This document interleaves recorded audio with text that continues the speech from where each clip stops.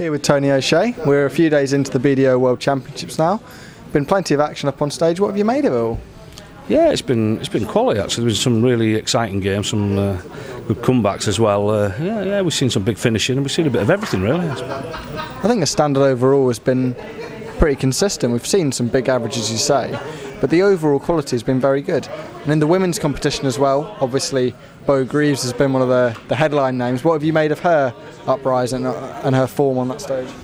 Well, I mean, obviously it's a big thing. She's won a lot of events on the floor, and this is the biggest event she's played in on the stage, and she looked right at home. She had about an 84-85 average. That's probably not as good as she's been playing, but to do it on your debut on a big stage like that was pretty impressive, and I'm sure she'll go on and do bigger averages. I'm expecting a lot from her this week.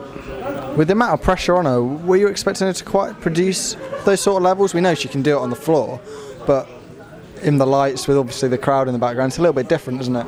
Well, I think she actually enjoyed it. I mean, she never gives much away anyway, but she actually looks like a professional dart player when she's up there, so it's not affected her at all.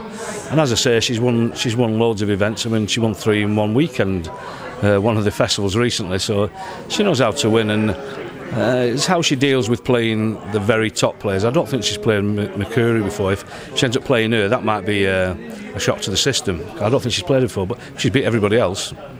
In the men's competition, we've just seen number 1 seed Wesley Harms fall to Scott Waits, probably one of the favourites for the tournament. We saw Jim Williams scrape through his first round game with Gary Stone. It's all opening up, and there's quite a few names that could go on and potentially lift the trophy now.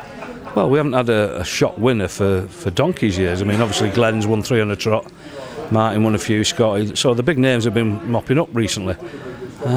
Could be an outsider this year, and even though I wouldn't class him as an outsider, I think Paul Hogan's performances have been special.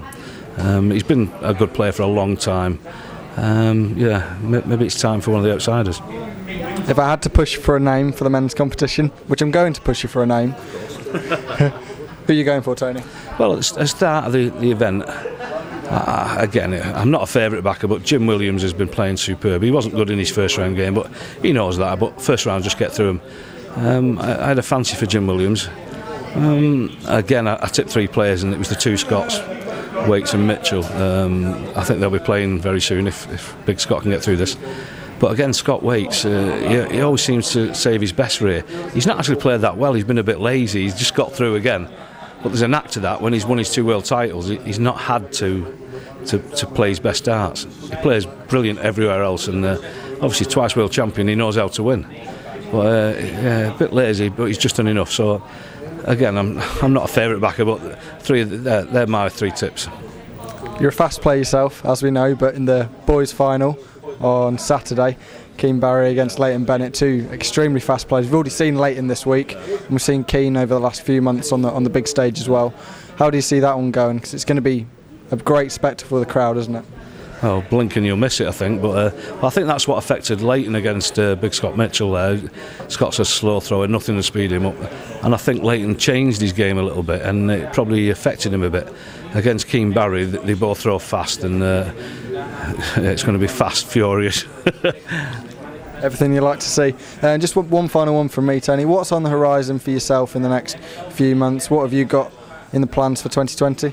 I was expecting to have my other knee replaced early this year, but I've had some cortisones and apparently they're working, so they've put that back. So it's made a bit of a mess of my year. I'm actually doing Q School in a few weeks. I've got some exhibitions at the end of January with Phil Taylor and Darryl Fitton in Holland, and then I'm going to do the Dutch because we're already over there.